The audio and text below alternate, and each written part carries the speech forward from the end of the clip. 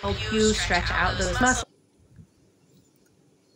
So maybe you've heard me talk before about how if you're Okay, I want to elaborate today on our discussion from yesterday about how all of your body works together. So if we go back to our discussion last week about holding your head out in front of you. So yesterday we were talking about how when you hold your head out in front of you, it has a tendency to make your upper back round.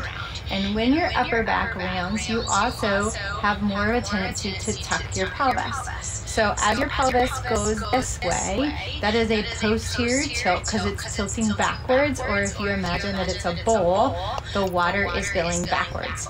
When you do that, when you tuck under like that as your head goes forward, you're creating more tension in the back of your hip, or you're tightening the muscles in the back of your hip and in the back of your pelvic floor.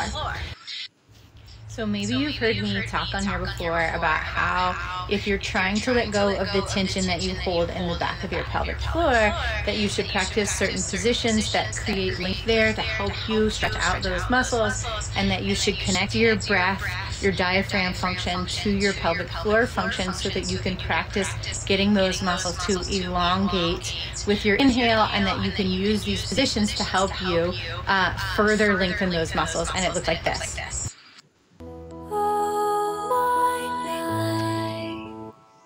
But what if you're doing all those things and it's not working? Like, what if you're practicing the positioning and the breathing space between your sit bones and the lengthening on your inhale, maybe even some rotation, and you can feel great lengthening while you're doing those exercises, but then you go back to the rest of your daily life and all of that tightness comes right back. Well, this is why we have to really consider the strategies behind our movement. So, are you holding your head out in front of you? Do we need to consider your feet? Are you maintaining this tension in the back of your pelvic floor with all of your movement, with all of your exercises and your daily activities? Because you have to shift the control from being all in the back to being a balance between the back of the hip or the back of your pelvic floor and the front of your pelvic floor or the front of your hip. And so that's the idea behind the ball in yesterday's reel. So if we revisit the idea of creating that balance where we have an even distribution of the workload, of the mobility and the strength across a joint or across a group of joints. Yesterday we talked about it relative to the rib cage, and today I want to talk about it relative to the pelvic floor or the hips. So if you're somebody who's always got tension in the back of your pelvic floor, you are doing too much in those muscles in the back and you are not getting enough from the muscles in the front.